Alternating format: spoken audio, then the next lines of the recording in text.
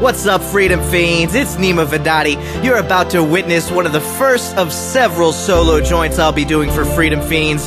Basically doing interviews of people in the freedom movement, people I think are noteworthy, and people I just think you'd like to hear from. Today, we'll be hearing from Robin Koerner. He's from Britain, but is now a permanent resident of the U.S. He's the founder and publisher of WatchingAmerica.com, a website that translates news and views about the U.S. from international media all over the world. He's also a contributor to the Huffington Post. But before you get your panties in a twist, I must say Robin Koerner is truly one of the good guys. He coined the phrase Blue Republican to describe those switching to the Republican Party just to vote for Ron Paul. He wrote the article, "If you love peace, become a Blue Republican." Here we'll talk about classical liberalism and the fact that Ron Paul is the only candidate who's good on peace, sound money, and civil liberties. I think Koerner is a great voice in the struggle for liberty, and I'm honored to have him for my first interview since I left the mainstream media. Check it out. All right, this is Neema Vedadi with the Freedom Fiends, and I'm talking to Robin Koerner. Did I pronounce that right, Robin? You did, yes. All right, and so go ahead and tell us a little bit about yourself. Oh, where would you like me to start? Well, tell us what you do. I run a website called WatchingAmerica.com that aggregates and in many cases translates foreign opinion and news about the United States from around the world. And I've been doing that for many years. It's a big volunteer organization with well over 400 people, about half of them in the States and half of them in other places in the world, most of them being translators. Excellent. And the reason I'm with you is because about half a year ago, I started writing quite extensively on the Huffington Post as a political commentator, and I came out strongly for Ron Paul. And in one of the articles in which I did that, I coined a term that has become a bit of a meme. The article went viral, and that article was called "If You Love Peace, Become a Blue Republican Just for a Year." Yes. And I think that's the path that has led me to you, Neema. I think it is. Yeah, I actually came across that. I think it was on LouRockwell.com, and I think I'd also heard an interview from you with Scott Horton of Anti-War Radio, which right, yeah. I'm a regular listener of that. And I'm almost, it really touched me personally because I used to consider myself a Democrat. Growing up, my mom always voted for Democrats. We were sort of poor. We lived in Texas. My mom was a school teacher.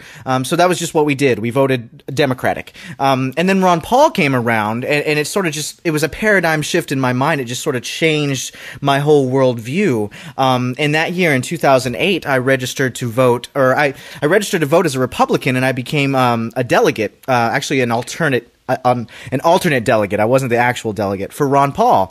And so it really spoke to me. And go ahead and tell us a little bit about where the Blue Republican movement stands right now, and also how you came up with that phrase.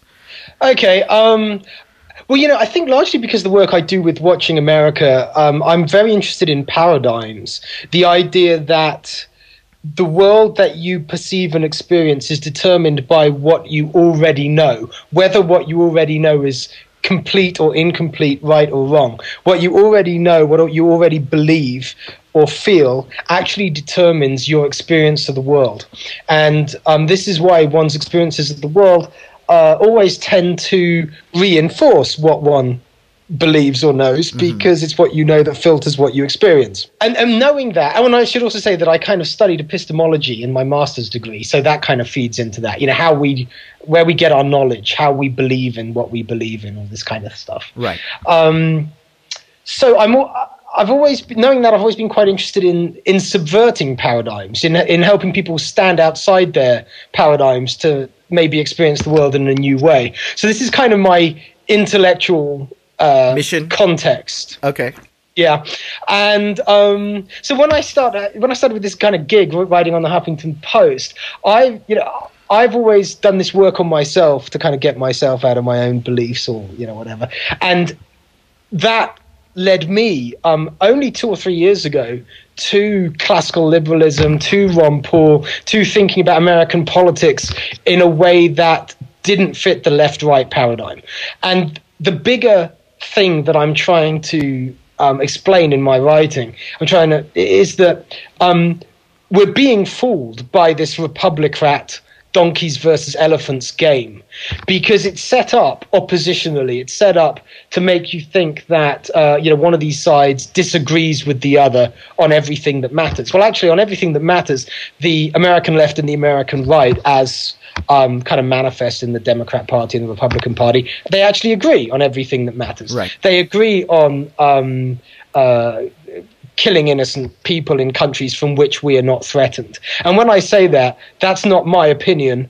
It's the state. It's Well, it's a provable fact, isn't it? I mean, party leaders in both parties are belligerent towards Iran. Party leaders in both parties supported Iraq. They support the occupation of Afghanistan. They don't seem to have a problem with any of those things. Well, this is true. And the Department of Defense sponsored this wonderful study that was headed up by Robert Pape, which you may well know. Yeah. And the Department of Defense own data say that 95% of all suicide terrorism, whether aimed against the United States or any other nation or power, is committed by people who perceive that their target is actually occupying their territory, a territory that they have some claim to. And that is true even for people whom we label Islamofascists or religious fundamentalists. Mm-hmm. Even religious fundamentalists don't resort to suicide terrorism, which is 12 times more dangerous than any other kind of terrorism, unless they feel that those who they target are impinging upon what is theirs. Now, that is what the Department of Defense has established, our own Department of Defense, that our administration, whether Obama, whether Bush, or whoever else, does not act in accordance with that information. So there's this massive kind of disconnect, this massive dissonance, a massive ignoring of empirical data, of facts, be out of fear. Most of American politics is fear-driven. So at the moment, and again, whether you're on the left or the right, it doesn't matter, because whether you're Obama or Bush, you're establishing, signing, extending the Patriot Act, for example. Of course. This massive takedown of American civil rights. The Bill of Rights is dead, and it was almost dead under Bush, and it's dead under Obama. Again, doesn't matter which party. The monetary system. You have a system where the government sponsors, and you could say an elite class, a financial class, to create money out of nothing, charge interest on that created money, and in so doing systematically move the value created by productive labor to those who can create and manipulate money. And if not the value created by productive labor, then real assets in the form of houses or whatever it might be. So again, you have these systemic problems that have been tolerated at best and increased at worst by Democrats and Republicans going back basically a century. I mean, you can start it wherever you want, but I guess a good place to start as any is 1913, the Federal Reserve. But, many of your listeners will can choose the date. They will know what I'm talking about. So you've got the wars, you've got the civil rights thing, and you've got this crony corporatism. And left and right agree. All the while, let's say the Republicans are getting you thinking about abortion and gay marriage, right? For example, the cultural issues. And then the Democrats, they want you to like them because they're going to increase the taxes a little bit more on the rich. As if that's going to do anything, given that they still support this monetary system which systematically pushes the wealth to the rich. All of this kind of stuff. So I want people to challenge the presuppositions of the system, to use a phrase of Noam Chomsky's. And if you do that, you invariably end up realizing that that's what Ron Paul's been doing or trying to do for 30 years, and that he's actually right on most things. Of course. And you make a really good point that Ron Paul's support is like a ratchet. It only goes in one direction. You never learn about these things. You never sort of break free of this left-right paradigm and then go and read, some neocon literature and go, oh, no, I was wrong. We should be killing people in other countries. Oh, no, I was wrong. You never do that. Once you break free of that, once you take the red pill and you see the matrix, you're there already. You had this great tweet I saw when I was sort of looking into you today, and you say, the true divide is not the line between Democrats and Republicans, it's the Heinlein. And it was, of course, a reference to Robert Heinlein, and he has, of course, this great quote that he says, the human race divides politically into those who want people to be controlled and those who have no such desire. Obviously, from speaking with you, you're one of those who have no such desire. Is that correct? Absolutely. And so, to me, having this conversation with you, I mean, you're speaking about the same things, classical liberalism, the things that we talk about on our show, the things that our listeners really care about. It doesn't sound to me like you're coming from the left necessarily, or that I would even call you blue or Republican in this case. So what is the blue Republican thing? Is that a thing to bring people from the left to this sort of classical liberal understanding? Right. Yeah, let me explain kind of how it happened. I was very lucky to get given this platform on the Huffington Post. And because I was aware that the Huffington Post speaks mainly to people on the left, and it's a massive platform to speak to people on the left. Right. I thought, what can I do for what I believe in? And now Ron Paul supporters like to talk among themselves a lot about their beliefs and about Ron Paul, which is a lot of fun, but it's not actually going to help get him votes, right? And therefore change the country in the way that we need to change it. Yes. So the only way you can do that is by talking to people who don't yet understand what you understand or don't yet share your view. Now, I know, as I think everybody does if they search their souls, that it is impossible to simultaneously antagonize someone and persuade them. So in my writing, what I've tried to do is reach out to the people who, I cannot control, read the Huffington Post, right? So those in the middle and on the left. And I think I come broadly from that tradition. I had a broadly capital L liberal education, and I had never heard of Hayek. I'd never heard of, von Mises. Which is completely atrocious, but I think I'm typical of educated middle class people, right? And the mistake that we educated middle class people make, and the mistake that has been playing out on the left in social democracies, let's say all over the world, is that the best way to achieve liberal ends, social justice, economic justice, is to try and impose them through government or through law, to actually legislate them. Right. But the data show that you can't legislate intention or outcome. And now, let's say 70 odd years after FDR, I think the data are in and the data are conclusive. So what I want to do is say to liberals, look, you don't have to not be liberals. Remain liberals. Care about social justice, care about economic justice, but just look at the data. Ask yourself honestly, has the welfare state delivered economic justice?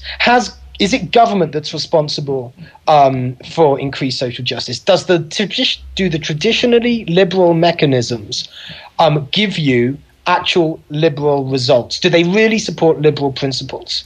And I think it's clear now that they don't.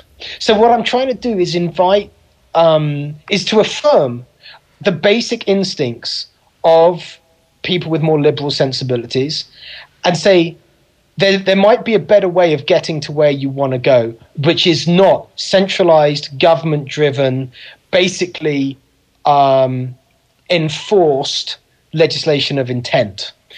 And one of the reasons that I believe I'm right about that is the only way you really create conflict is by the method that you use to do whatever good you're trying to do. Yes. Conflict is created when the method is one of aggression, when you're one group of people saying to another, actually, I know the best way, I know what you need.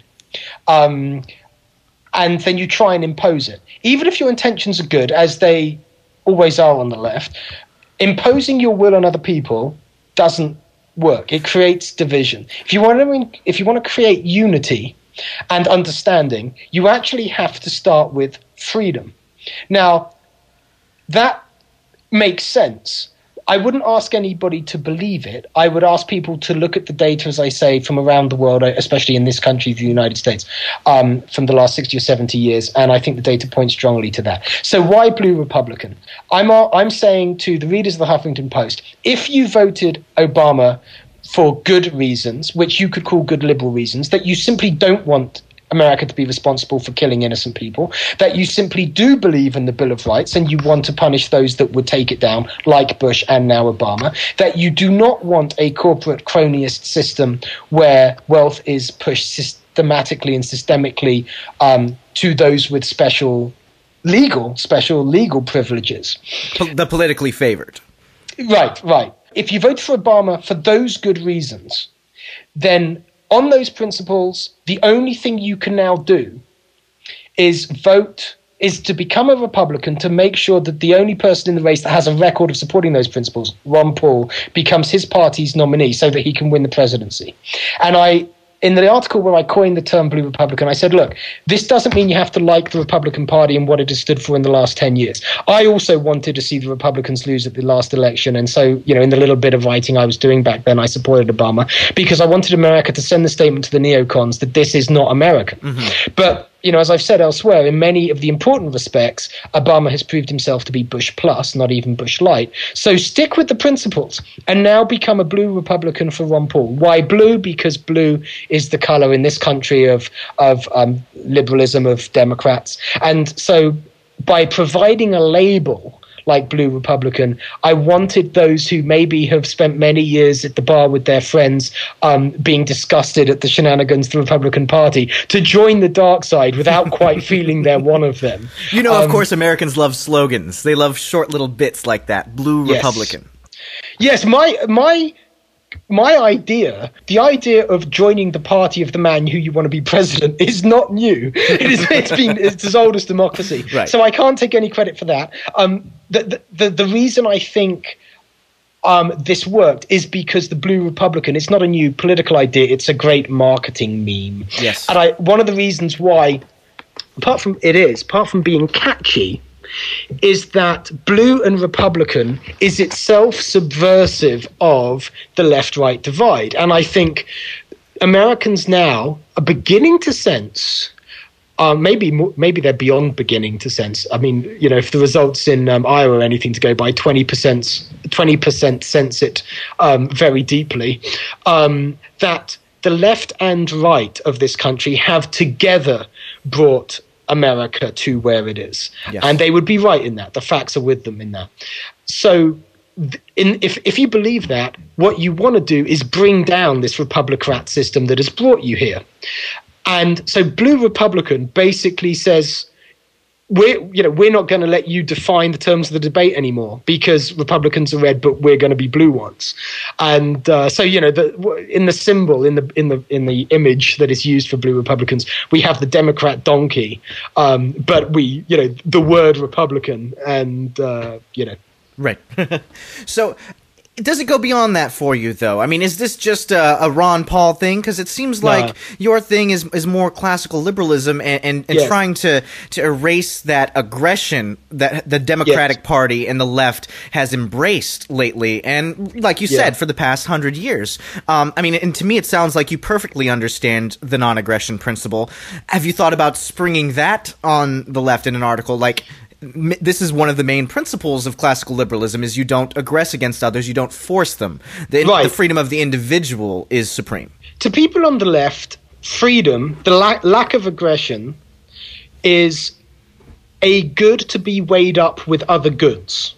Mm-hmm. Now, it's only the facts, it's only actually looking at history that's going to show you that it actually, freedom and non-aggression as methods, even though they prohibit you from trying to impose some forms of justice that you might want to impose as a liberal, actually will get you in the end to those principles, to those to social justice and economic justice more closely than the traditionally, let's say, leftist or progressive, big capital P, ways. So I am certainly urging people who identify as liberal, to go back to the roots of liberalism, to classical liberalism, because those men like Hayek knew that very clearly.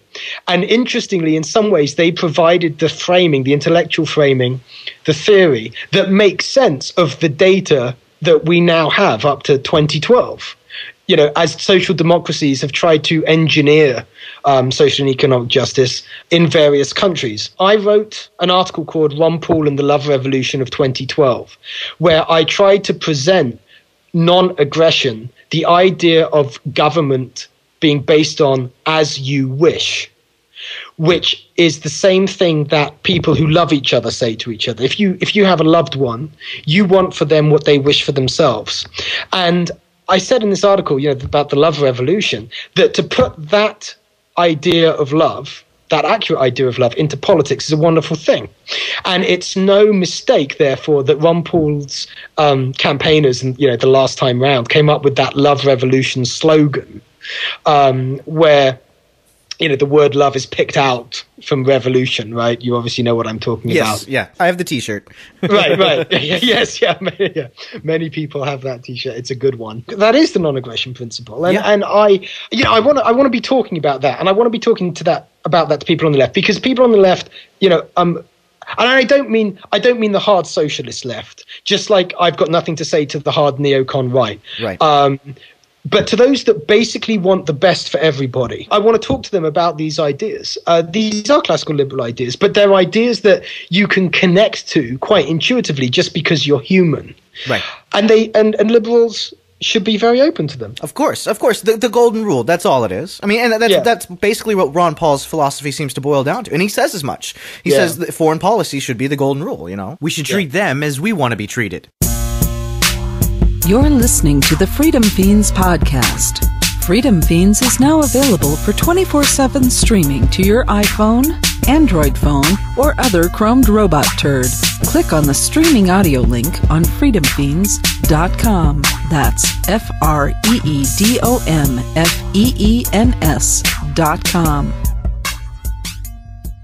And speaking of that, you do run Watching America. What is the international community thinking about this race so far? And what do they think about Ron Paul? I know I have I'm of Iranian descent, and my Persian uncles and I were sitting in Houston one day when I was on vacation, just by the pool hanging out, and I mentioned I was a libertarian, and they were confused a little bit, and they're like, no, you're not. None of the ideas you think are libertarian, because they were thinking of, you know, the Republican-type libertarian. And then I brought up Ron Paul, and it rung a bell in their head. A light came on. They're like, oh, I have heard about him. He's the only one that doesn't want to kill all our relatives.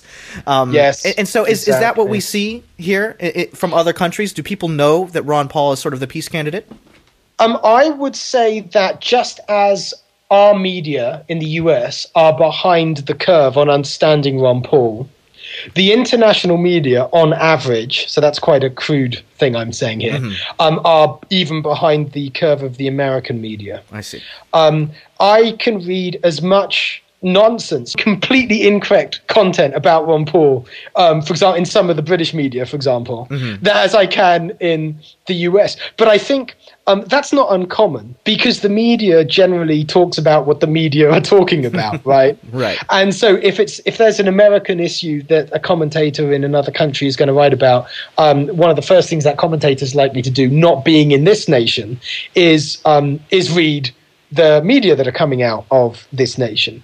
I also actually was back at in England for Christmas and New Year, and at a New Year's party I was flying the flag for Ron Paul in London, and I encountered some of the same misunderstandings. The racist newsletters, stuff like that, or no, not that bad actually. No, I didn't get any of that. I just remember having the conversation and going, okay, yeah, this is the same conversation I'd have in the States. It was quite an intellectual conversation, and it was mostly about whether, as we've just been talking, liberal means are the best way of delivering on liberal principles. When I say liberal means, I'm talking capital L, government-centered, so things like centralized welfare state. I was talking to somebody about why that wouldn't work. Outside the US, some of the ideas that are kind of the basis of the Constitution just don't feature really in politics. I mean, even in the UK, where which in many ways is the closest to the US politically. Right. Certainly, if I'm looking at Europe. The idea, if you say monopoly of force to somebody in a conversation about politics, they won't know what you're talking about. They've never heard the idea. Whereas a lot of Americans, even if they're not really into this stuff, they have this kind of sense in the blood that that's something to do with the government. Or it might be, or, you know. So one thing I find very interesting is that, well, I'll say something now that took me kind of years to decide, years of living in the US. Most people in Europe think that, many people, I shouldn't say most, many people in Europe have this notion that, you know, America, well, it's a young country, everyone's a bit naive, they all like their religion a lot, you know, they kind of just need to grow up politically. But one thing I found living here is that actually the political debates are a lot more philosophical. They're actually debates about things that matter, like liberty and tyranny. Nobody in England at a general election talks about liberty versus tyranny. All they're really talking about is, do we make the National Health Service a little bigger, or do we make it a lot bigger?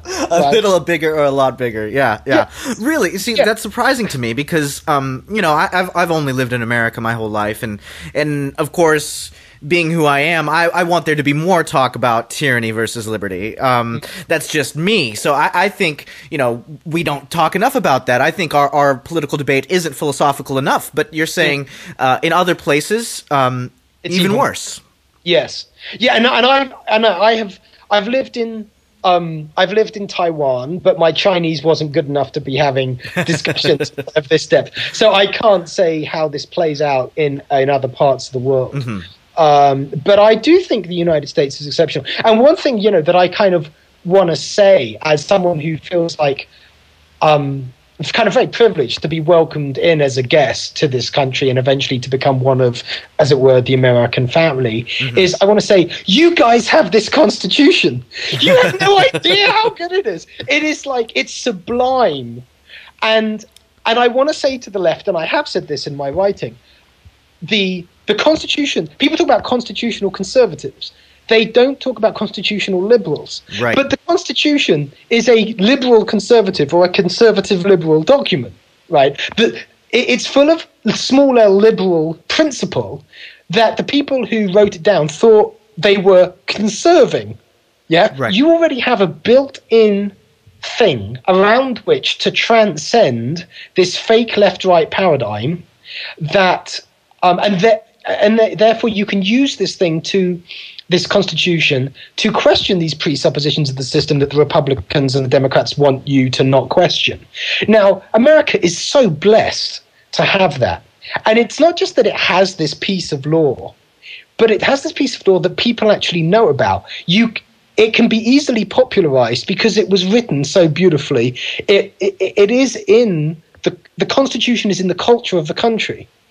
People know lines from the Constitution. We're not where we need to be, but this is a wonderful basis that obviously Ron Paul represents, because Ron Paul is a constitutionalist.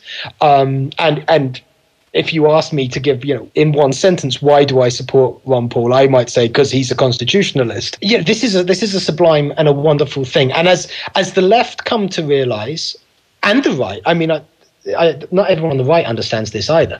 As the Americans come to realize that nearly all of the problems that this country is facing, whether they are internal problems, social or economic, whether they are foreign policy related problems, you know, or the wars and the militarism and all of that nearly all of the problems come from the government's stepping outside its constitutional chains, not by government failing to do something that it needed to do. And again, I'm not saying that because I have some kind of belief that's the case. I did it the other way around. I started looking at history, and I found that was true. Now, if someone else wants to look at the history and come up with a different conclusion, fine, but please go and have a look, because I don't think you will come up with a different conclusion. The conclusion I come to, though, is that the Constitution hasn't really done much. I mean, you call it the chains of the Constitution, but as you've seen, it's chains made of paper. The Constitution's written on paper, and the government hasn't seemed to give one lick about it. It disagrees with it and does what it wants to do, no matter what, it seems like. But all I'm saying is that the fact that it is American law means that if the people of all the mechanisms that the people of this nation might choose to put the government in the place it needs to be, to make the government again a government of the people, it's a nice place to start. Yeah. They can be held to it, at least.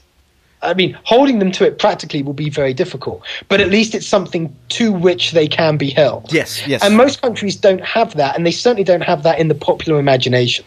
Yes. Yeah, and I do definitely see what you're saying, and I agree with you there that it's a good starting point, and it is universal. You know, it's like Santa Claus in the sense that everybody knows what it is, and even though some people don't really understand what it means, everybody knows what the Constitution is supposed to do.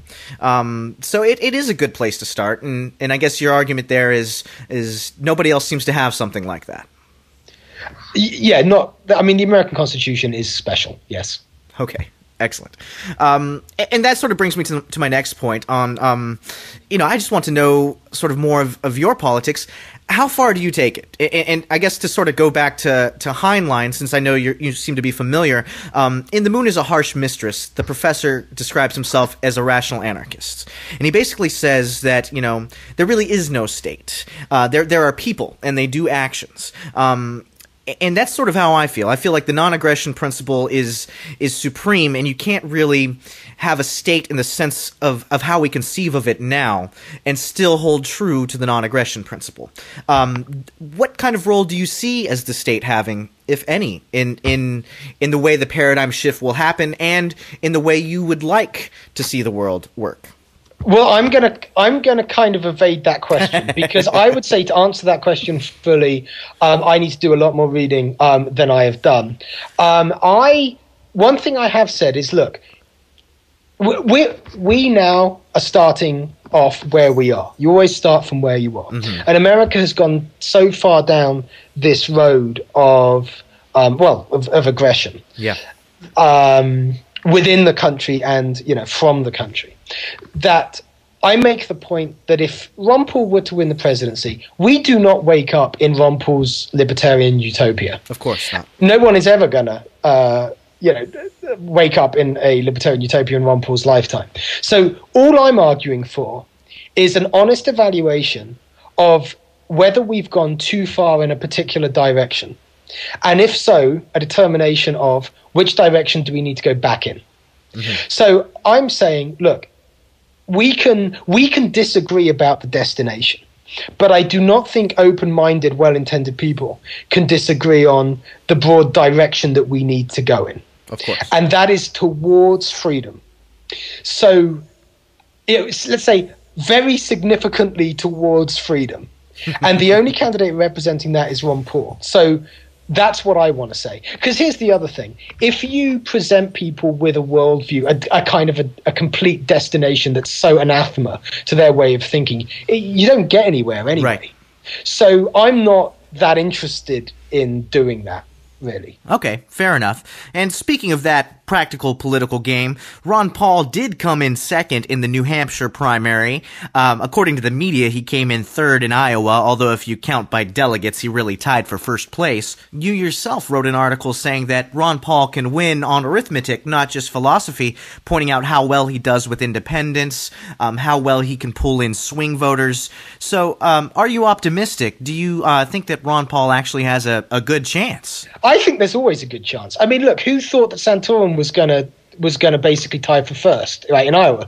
The fact is, everybody that likes to make predictions, everyone that is interested in politics, know a lot less than they think they know. And for that reason, you keep pushing, because you never know what's going to happen tomorrow. Right.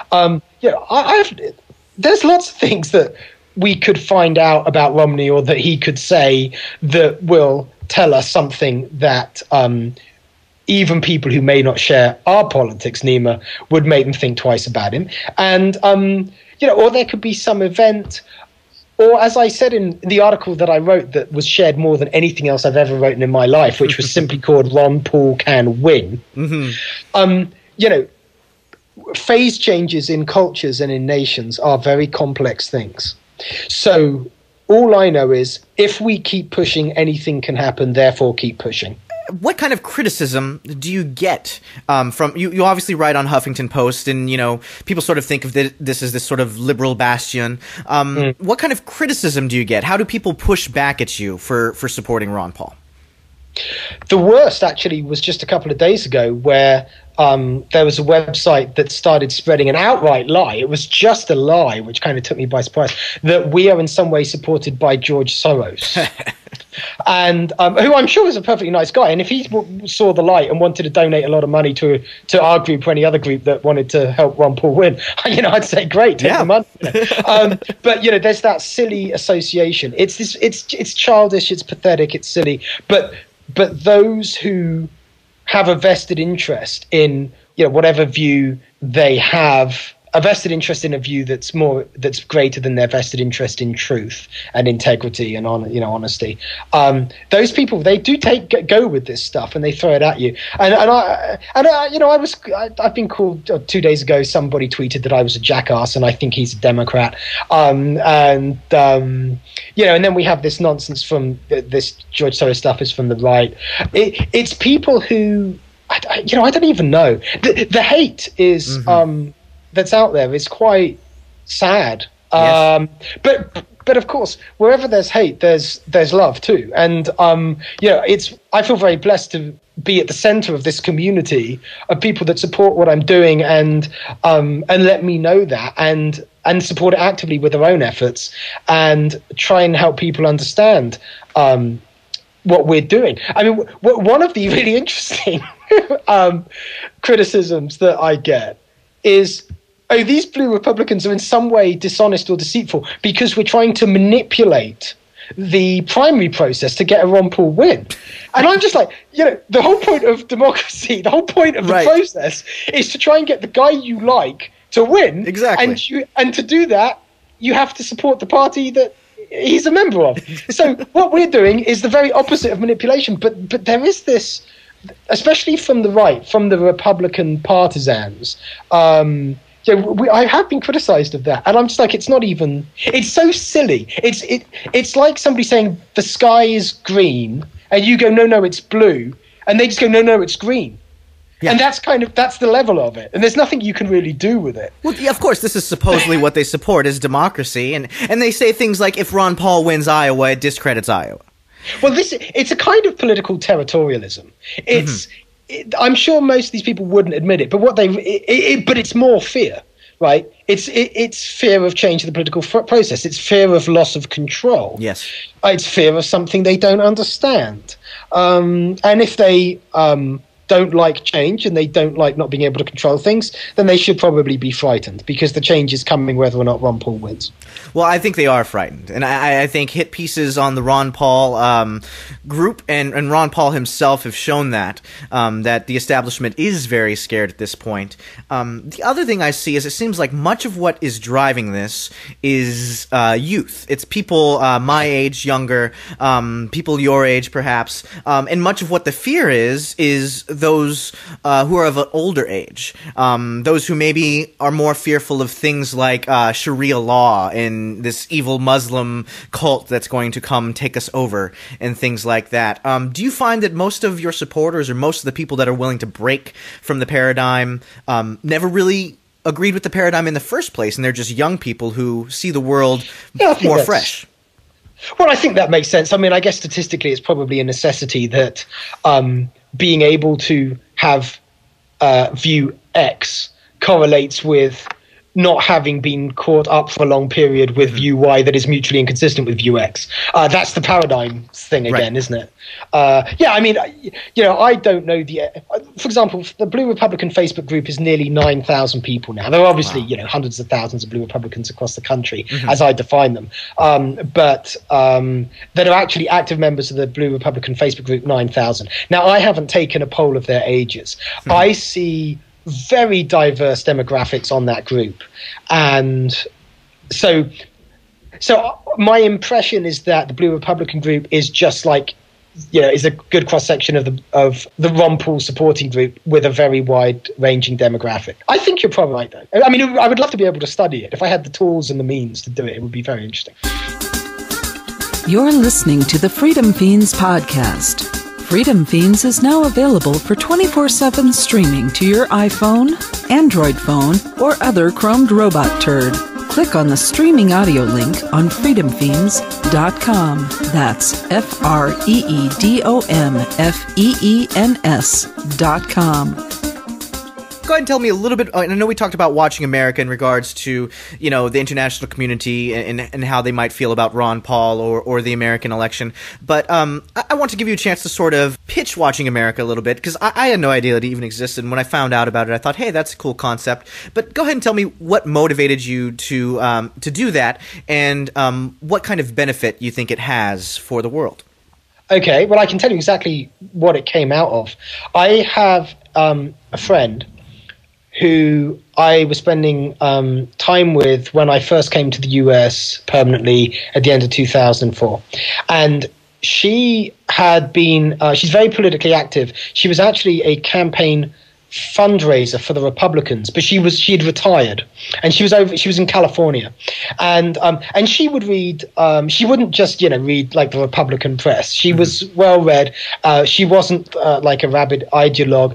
A very nice woman, but our politics were different. I was definitely to her left at that time, and but we would have great political conversations, and one of them was about the run up to the Iraq War, and I was speaking to her about how the rest of the world felt very differently about the Iraq War that was about to happen, of course, than the US did. And I was kind of surprised that she was so surprised by that, given how well versed she was in politics. Mm-hmm. And then I thought, I shouldn't be surprised at all, because when I first started visiting the US kind of a lot, which was in 2002, I felt so starved for news that I would go to, because I'm used to the BBC, and there's an interesting discussion to be had about the BBC and how it's run. But frankly, it's just a lot better than any news I could get in the US, and especially global news. Yeah.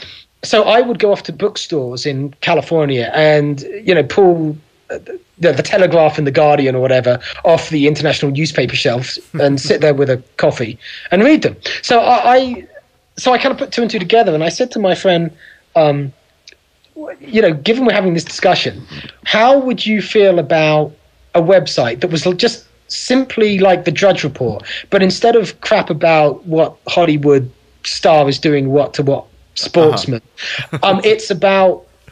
it's about global issues, but all content not from the United States, geared for America, so about the US and the US issues, but not from America. And she really liked that idea. So I went to her neighbor but one, who was, unlike my friend, was a complete leftist. And he liked the idea. So I thought, well, I got someone on the left and someone on the right who likes this. I'll just go and do it. So I did. That was how it was born. And then for the first year or two, I took a lot of care to make sure that people knew that we were all about fairly representing foreign views of the US. So we do not editorialize by selection. We do not pick bits from the left or the right. We're not looking for anti-American content or pro-American content.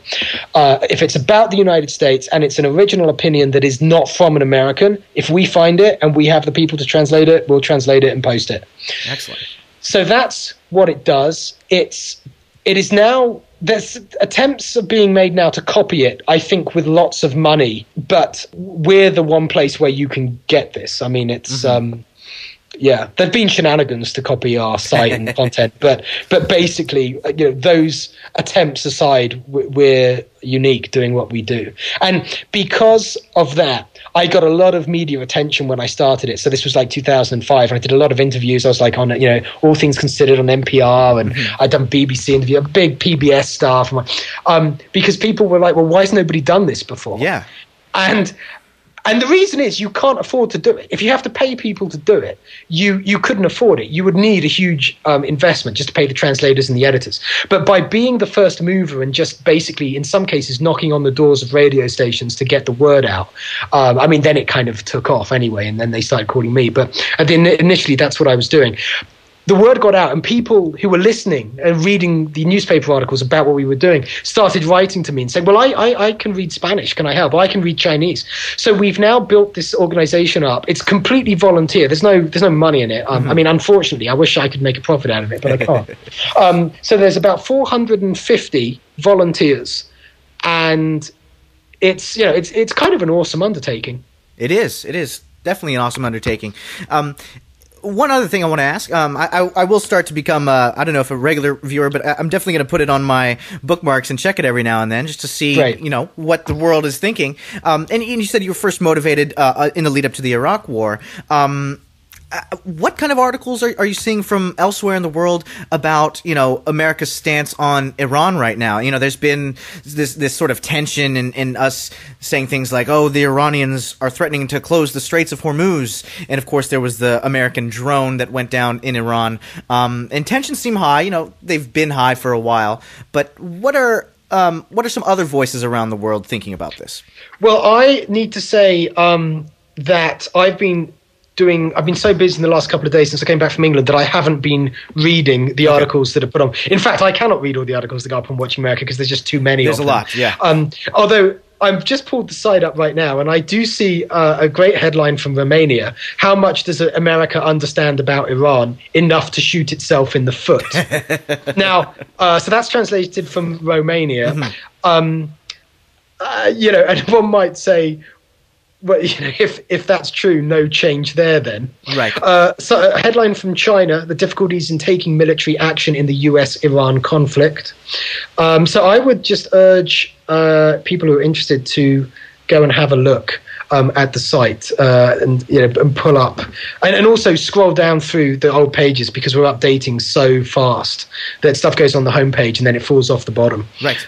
And I would also encourage people to, like you said, keep in mind that you don't take an editorial stance or a political stance on this. You're just aggregating what other people around the world are writing. Right. And what we do is we link to the originals that we translate. So everybody can see. It's to prove that we don't, we're not skewing the translations. We're completely neutral. And if there's an error in the translation, if somebody knows the language, if a reader knows the language, and they find an error, they can let us know and we can correct it. That hardly ever happens, but we put it there just to make sure. Yeah. Excellent. Well, it's been a pleasure, Robin. Is there anything else you'd like to say? Any closing remarks? Well, no, I thank you for what you're doing. Thanks for giving me this opportunity. Please go to bluerepublican.org if you want to find out what you need to do in your state to be able to vote in the primary. We have state-by-state information on bluerepublican.org, what you need to do practically on the ground in your state to get Ron Paul elected. Please also join. We have a great community on Facebook. It's really marvelous. A lot of people say, a lot of Ron Paul supporters who are members of the Blue Republican Facebook group say that it's just got the best spirit and the best posts of any ones that they're members of. So feel free to do a search on Blue Republican in Facebook. And please go to the Huffington Post, search my name, Robin Koerner, Koerner. You will find all kinds of interesting articles that are not the typical stuff that will, I hope, it's like a kind of a body of work to help you speak to people who might not otherwise consider Ron Paul. And I understand from a few people who have used them to change minds that they're quite effective. One of the title of one, for example, is Ron Paul, Conservative Champion of Liberalism. And there are other things like, and also, if you're interested in Austrian Economics and monetary theory, I write a little bit on that. So please feel free, Huffington Post. You will find that my content is not that similar to most of the other content on the Huffington Post. Excellent. Well, it was a pleasure to have you, and hopefully one day I can have you on again. I would love to do that, Neema. Thank you so much for your time. Thank you very much, Robin. Well, there you have it, Freedom Fiends. Robin Koerner, Koerner. Go ahead and check out his stuff on the Huffington Post. He's a great writer. Go ahead and check out bluerepublican.org, and also check out watchingamerica.com. Since time began, tyrants have taken aim at personal liberties. Now there's a movie that aims back.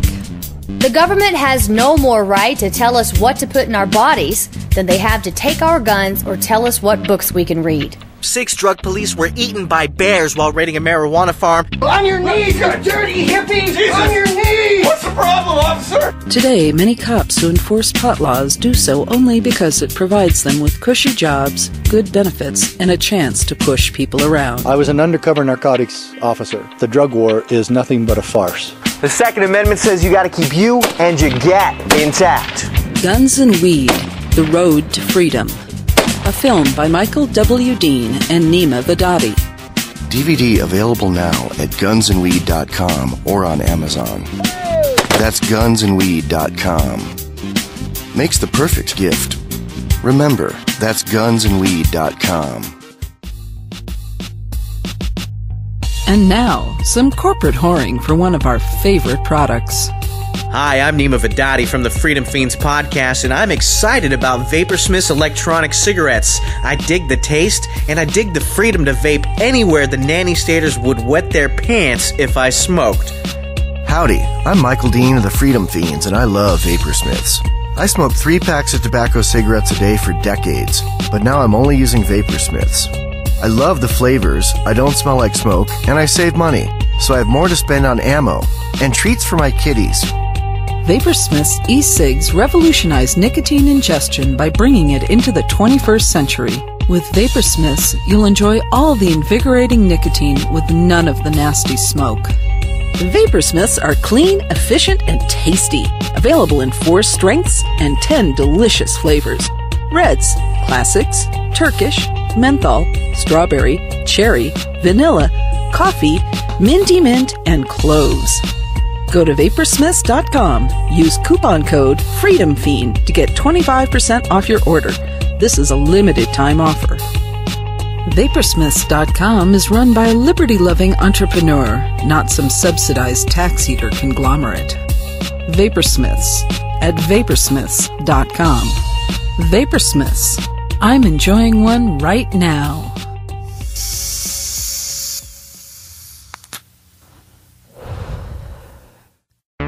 Hello, Freedom Fiends. It's your boy Dean from the U.S. Get the U.S. out my bloodstream.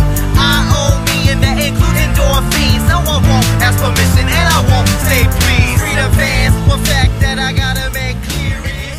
The Freedom Fiends podcast is covered by a Creative Commons Attribution Share-alike 3.0 license. Do what you want with it and spread it around.